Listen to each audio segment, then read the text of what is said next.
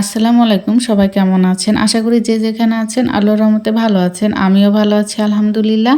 চলে এলাম আজকে নতুন একটি ভিডিও নিয়ে। মনোযোগ সহকারে ভিডিওটি দেখতে থাকুন। প্রতিটা মেয়েরই স্বাবলম্বী হওয়াটা খুবই দরকার। আসলে যখন নিজের পায়ে দাঁড়াবেন বা নিজে কিছু একটা করবেন, তখন কিন্তু আপনার সবগুলো ইচ্ছা চাহিদা সব পূরণ করতে পারবেন। আপনাকে পরের উপর নির্ভর করে আর থাকতে হবে না। স্বনির্ভর হওয়াটা মানে হচ্ছে আপনি নিজের উপর নির্ভরশীল, তখন আপনি আর অন্য কারোর উপর নির্ভরশীল হয়ে থাকবেন না।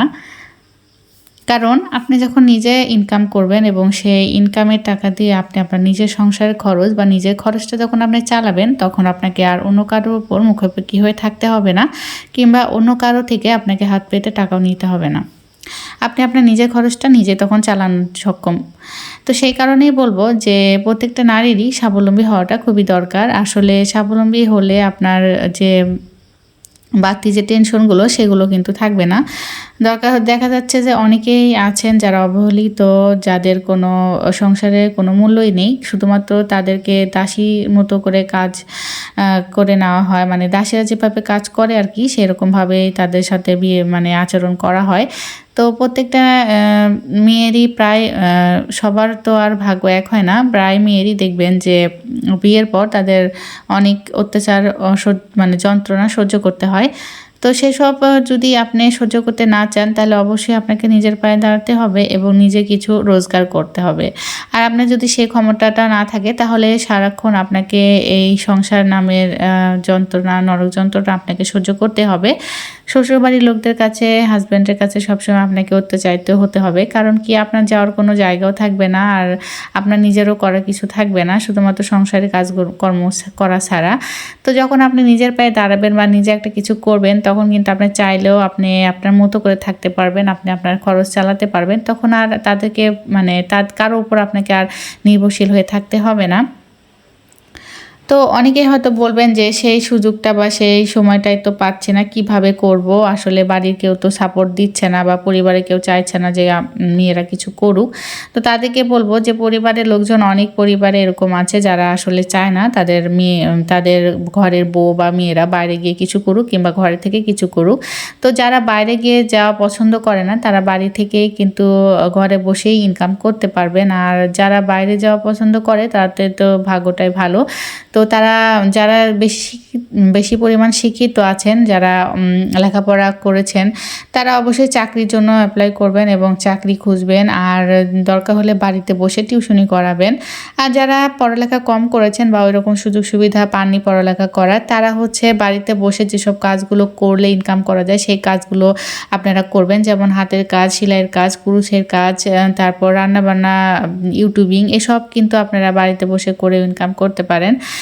তো সেই ক্ষেত্রে বলবো যে চুপচাপ বসে থাকবেন না, আর অন্যের কথা শুনবেন না, খোঁটা শুনবেন না। দেখা যাচ্ছে পান থেকে চুন খুঁজলে সংসারে কোনো একটা জিনিস নষ্ট হলো বা কোনো একটা অপচয় করলেন বা কিছু একটা হলো, অমনি আপনাকে কথা শোনাতে কিন্তু তারা ছাড়বে না, আপনাকে কটু কথা শোনাবেই। সেটা সে হাজব্যান্ড হোক কিংবা শ্বশুরবাড়ির লোকজন হোক। কিন্তু আপনি যদি নিজে ইনকাম করে নিজে কিছু করেন, তখন কিন্তু কেউ আপনাকে কথা শোনানোরও কেউ থাকবে না বা কথা বলারও কেউ থাকবে না। কারণ তারা জানবে যে আপনি ইনকাম করেন, আপনি কারোর উপর বসে বসে খান না।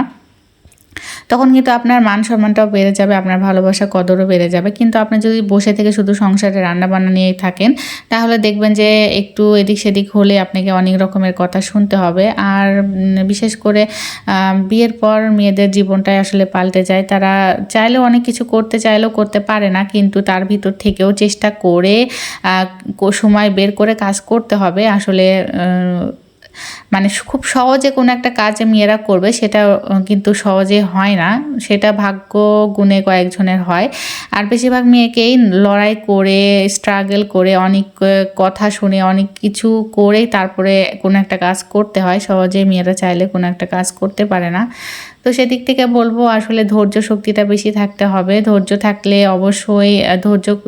অবশ্যই আপনি পারবেন। আপনার যদি ভিতরে ধৈর্যের পরিমাণটা বেশি না থাকে, তাহলে আপনি কারো কথা সহ্য করতে পারবেন না।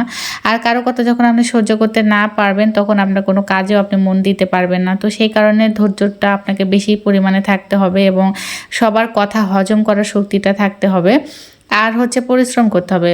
পরিশ্রম ছাড়া কোনোদিনও কোনো কাজ করা সম্ভব না। কারণ আপনি যত পরিশ্রম করবেন আপনি তত তাড়াতাড়ি সাফল্য পাবেন। আসলে শরীর সবসময় আরাম চাইবে। আরাম তো সব সময়ই প্রয়োজন। মাঝে, মাঝে বিশ্রাম নিতে হবে। তাই বলে একবারে যে বিশ্রাম নিবেন না তা কিন্তু না। কিন্তু আপনাকে তার মধ্যে থেকে সময় বের করে আপনাকে বাড়তি কাজগুলো করতে হবে। যে কাজগুলো করলে আপনি স্বাবলম্বী হবেন, নিজের পায়ে দাঁড়াবেন এবং আপনার আলাদাভাবে আপনার নামডাক হবে। আপনাকে অন্যের পরিচয় বাঁচতে হবে না। সেই কাজগুলো আপনাকে করতে হবে। তো তাদেরকে যারা এই কাজগুলো করতে চান, ঘরে বসে কিছু করতে চান, শুধু ভাবছেন কি করবেন, কিছু করার সুযোগ পাচ্ছেন না বা করে উঠতে পারছেন না, তাদেরকে বলবো যে ইউটিউবে যাবেন, গিয়ে সার্চ দিবেন, যে দিয়ে যে কাজটা আপনি শিখতে চাচ্ছেন সেই কাজটা আপনি খুব শিখে নেবেন। শিখে নেওয়ার পর সেই কাজটা নিয়ে আপনাকে এগিয়ে যেতে হবে। আর হচ্ছে করব, আজ করব, কাল করব, এভাবে বসে থাকলে সময়গুলো বসে থেকে সময়গুলোকে পার করে দিবেন না। কারণ সময়ের খুব দাম আছে। কারণ যে সময়টা একবার চলে যায় সেই সময়টা হাজার চাইলেও আপনি ফিরে পাবেন না। আর হচ্ছে আপনি যদি সংসারে ২-৪ টাকা ইনকাম করেন, এটা আপনাদের সংসারের জন্য ভালো হবে, নিজের জন্য ভালো হবে। আর হচ্ছে দুজনের ইনকামে তো আমি সবসময় বলি সংসারটা ভালোভাবে চলে। তো সেই কারণেই বলবো যে চুপচাপ বসে থাকবেন না, একটু হলেও কোনো একটা কিছু করেন আর নিজের পায়ে দাঁড়ান। আর স্বাবলম্বী হলে তো বুঝতেই পারছেন, আপনার যখন আপনাকে যাকে ইচ্ছা যেটা ইচ্ছা আপনি দিতে পারবেন, কাউকে আপনার কৈফিয়ত দিতে হবে না। আপনি আপনার বাবা মাকেই বলেন, আপনার ভাই বোনকেই বলেন, মন চাইলেও কিন্তু আপনি কিছু কিনে দিতে পারেন না। কারণ কি আপনার হাজব্যান্ডের কাছ থেকে সেই টাকাটা চাইতে হয়, সেটা চাওয়া একটা লজ্জার ব্যাপার। আসলে অনেকেই আছেন যারা লজ্জাতেও কোনো টাকা পয়সা হাজব্যান্ডের কাছে বাড়তি চায় না। কিন্তু আপনি যখন নিজে ইনকাম করবেন তখন কিন্তু আপনার হাজব্যান্ডের কাছে টাকা চাইতে হবে না, আর সেইটার কৈফিয়ত আপনাকে দিতে হবে না। তো এই কারণেই সবাইকে বলবো যে নিজেরা কিছু একটা করুন, নিজের পায়ে দাঁড়ান, স্বাবলম্বী হন, একজন নারী উদ্যোক্তা হয়ে উঠুন। অনেক কথাই বলে ফেললাম। আমার কথায় যদি কোনো ভুল ত্রুটি হয়ে থাকে তাহলে ক্ষমা সুন্দর দৃষ্টিতে দেখবেন। আর হচ্ছে আপনাদের সঙ্গে কথা বলতে বলতে এদিকে আমি একটা প্লাজো পায়জামা তৈরি করে ফেলেছি। তো এটা হলো আমারই পায়জামা তৈরি করেছি। তো যাই হোক, যারা এতক্ষণ ধরে আমার ভিডিওটা দেখছেন তারা প্লিজ আমার ভিডিওতে লাইক করে দিবেন আর আমার চ্যানেলটি সাবস্ক্রাইব করে আমার পাশে থাকবেন। যারা অলরেডি কাজটি করে দিয়েছেন তাদেরকে অসংখ্য অসংখ্য ধন্যবাদ।